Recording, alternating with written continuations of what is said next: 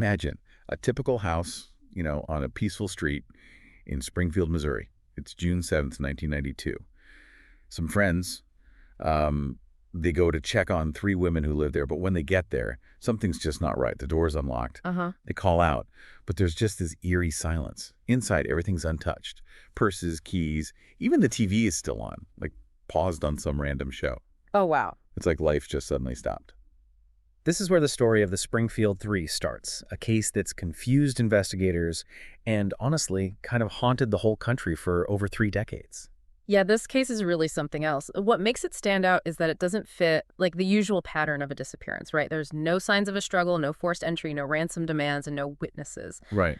It's almost as if Sherrill Levitt, her daughter, Suzie Streeter, and Suzie's friend, Stacy McCall, just vanished like into thin air. Welcome to CrimePod Castle's Twisted Crime series. Please like, comment, share, and subscribe. This case has so many layers, and we're going to try to unpack them all today. To understand how deep this mystery really is, we need to start by getting to know these women. Absolutely. We're not just dealing with names on a case file. We're talking about real people with lives and dreams. They had loved ones, people who were left behind. Right. Yeah. Sherrill was 47, a hardworking cosmetologist who had just moved to Springfield for a fresh start. Her daughter, Suzie, was 19. She just graduated high school, and she was so excited about the future.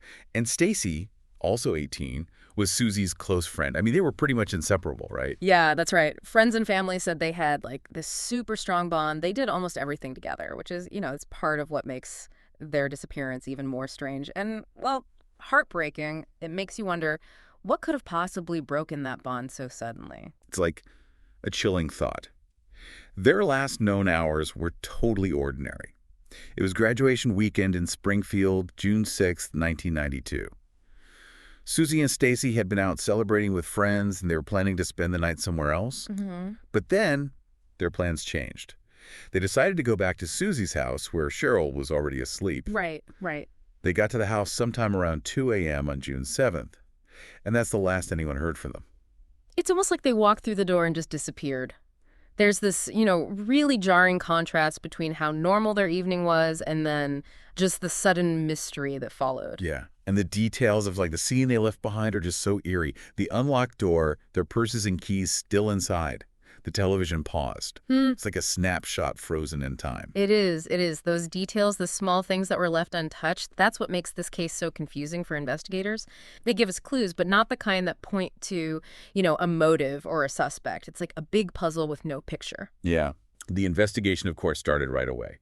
Police, they canvassed the neighborhood, interviewed friends and family, just desperately looking for anything, any clue at all that could explain what happened. Right. The initial investigation was really thorough. They were searching for anything out of place, anything that might suggest something criminal happened.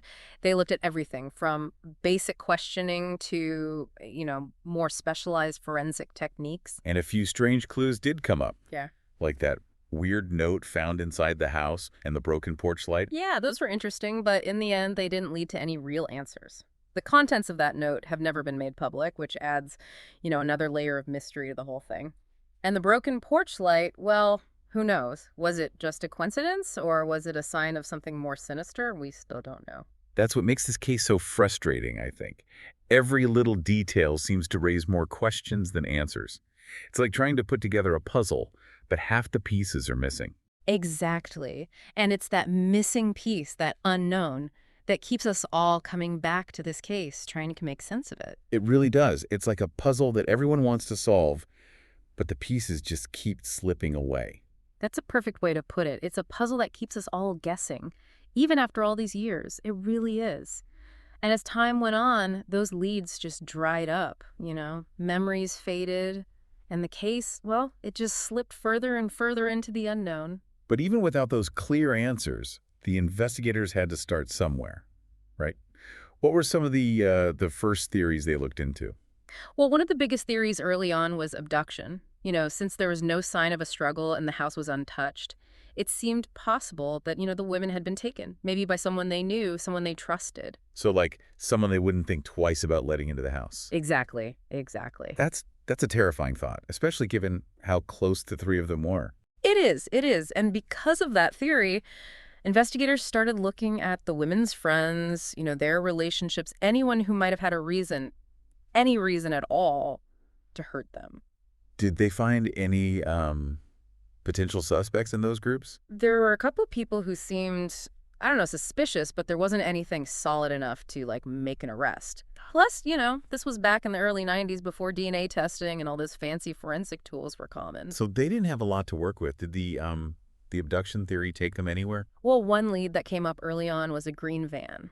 Oh, yeah, I remember that. That seemed like, a big deal at the time. It did.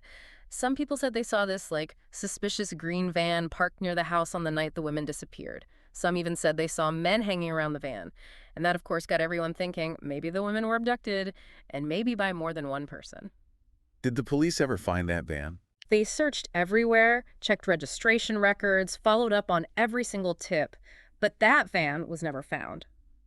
It's still a mystery, a phantom vehicle that might hold the answer to this whole thing. Or, maybe not. We just don't know.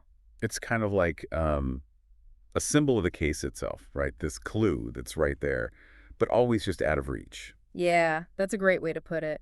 But even though that green van is still a mystery, it didn't stop the investigators from, looking at other possibilities. Another theory they considered was, a serial killer. Oh, wow. That's a chilling thought. What made them think that? Well, think about it. Back then, the Midwest had a lot of serial killers, some of whom, targeted young women. The Springfield Three vanishing like that with almost no clues left behind, it fit a certain pattern. So they were trying to see if there were any connections to, known serial killers in the area. Yeah. They looked into a lot of possibilities, but none of the serial killers they knew about had a way of doing things, an MO, that really matched what happened to the Springfield Three. But we have to remember, serial killers, they're good at covering their tracks, and they can change their methods. So you're saying it could have been a serial killer who, wasn't on their radar yet. Exactly. And that's part of what makes this case so, fascinating, but also so frustrating. There are so many unanswered questions, so many paths that could lead to the truth, but no clear way to get there. That must be so hard on the families, living with that uncertainty all these years. Did any other leads or theories come up as the investigation went on? There was one. A man named Robert Craig Cox. He was a kidnapper already in prison, and he said he knew about the Springfield Three. Right. I remember that. What did he say? He said he knew what happened to them, even gave specifics about, what happened to them. And did his story check out? Sadly, no. His story kept changing, and in the end, it led nowhere. He said he got rid of their bodies somewhere, but when they searched there, they didn't find anything. Sounds like he was just trying to, I don't know, insert himself into the case. Yeah. Maybe to be, famous or get a lighter sentence. It's possible. But even though he wasn't really believable, investigators couldn't just ignore him. They spent a lot of time and resources checking out his statements, hoping, that maybe even a tiny detail would get them closer to the truth. It's a reminder that sometimes you have to follow every lead, no matter how strange it seems. You never know what might, break the case open. Yeah, it's a good reminder that even a little bit of hope can be really powerful. Speaking of hope, there have been some new things in the case lately, right? I'm thinking about those anomalies they found with ground-penetrating radar under a parking lot in Springfield. Right. That was a big development. They found those a few years back, and they, suggested that there might be bodies buried under that parking structure. It was a really exciting lead, a glimmer of hope that maybe, just maybe, they were close to solving the mystery of the Springfield Three. So what happened? Did they dig there? People wanted them to, but it's not that easy. Remember, this is right in the middle of Springfield, and digging up a place like that would take a ton of resources, and it could really disrupt the whole area. Yeah, I get it. So what's going on with that lead now? As far as I know, they haven't dug there yet. It's still a big debate, with some folks saying it's the best lead they have, and others worried about, the logistics and the cost of doing something like that. It just goes to show that even when you get a potential break in a cold case, it doesn't always mean a clear path to solving it. Exactly. And it shows how important it is to keep these cases in the public eye. The more attention a case gets, the more pressure there is on authorities to actually put the resources into following every lead. It also shows how strong the families of the missing are. They haven't given up, and they're still fighting for answers after all this time. It's amazing, really. They've organized vigils, they've worked with the police, and they've kept the story of the Springfield Three alive They're an inspiration, a reminder that even when you've lost so much, you can still have hope and fight for justice. As we wrap up our deep dive into the Springfield Three, it's incredible how this case, even without any clear answers, has captured the attention of so many for so long. Why do you think that is? Why does this case still resonate with people? I think it's because, on some level, it taps into those deep fears we all have about the unknown. Three ordinary women just vanishing with barely a trace. It's unsettling, It makes you question how safe you really are. And it reminds us that even when life seems normal, something terrible can happen. Right, right. And I think it resonates because it's also a story about hope, about that unwavering belief that even in the darkest mysteries, the truth can be found. Eventually. Before we go, I want to remind everyone that this case is still open. Yeah. Any information, anything at all, could be important to solving this. If you know anything about the Springfield Three, please contact the authorities. And even if you don't have any specific information, you can still help by keeping their story alive. Talk about it, share it on social media, keep the pressure on for the investigation, and make sure the world doesn't forget about the Springfield Three. Thanks for joining us for this deep dive into the Springfield Three disappearance. If you want to hear more true crime stories, follow and subscribe to CrimePod Castle and check out our YouTube channel. Until next time, stay curious and stay safe.